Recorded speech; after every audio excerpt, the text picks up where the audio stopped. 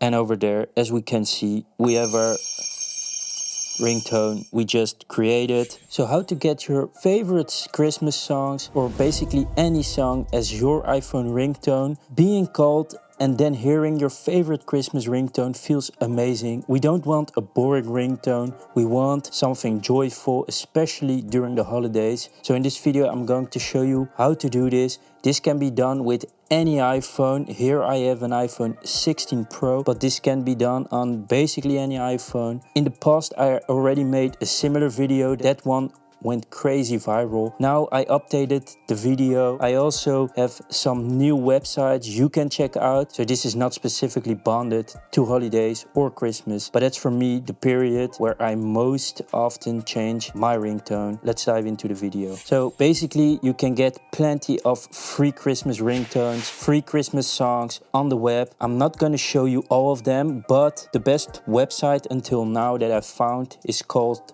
Zedge.net, and on this website you can get a lot of free songs, a lot of free jingles or sound effects, whatever you want. What we need to do, we need to press on the burger menu in the top left. Next, what we have to do is we go to browse now. Now in the search section I will type in Christmas, hit enter, and as you can see over here you get already plenty of ringtone options, also the famous ones.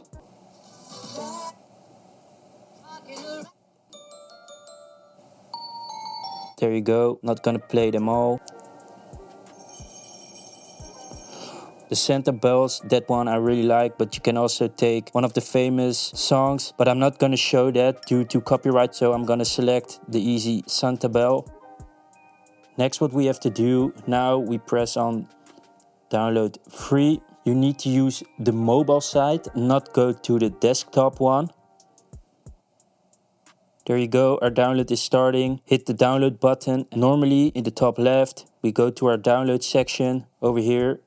There you can see it, Santa bell. If we press on it, we also have the sound. And what we need to do is to find this file, your song. You can hit the magnifier on the right. And as you can see, the Santa bell audio clip has been added to my files folder. This is the first step to get your song. Next, what we need to do is we need to download the GarageBand app. So we go to the App Store, we type in GarageBand over there.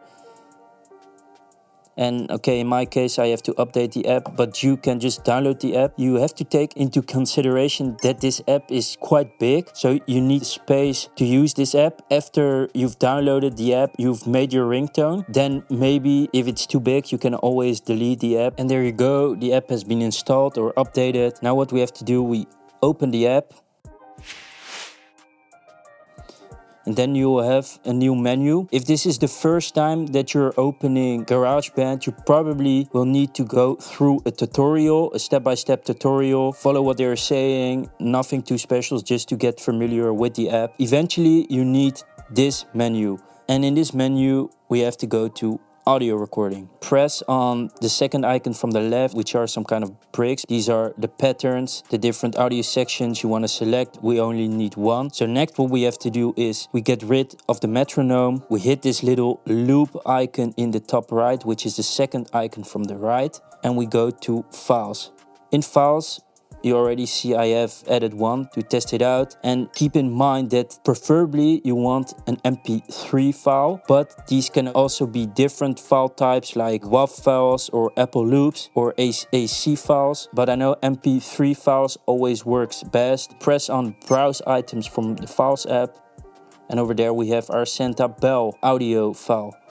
Press on it, we select it, we long press the audio file or the song, and we pop it into our audio channel. And there you go, if we play it.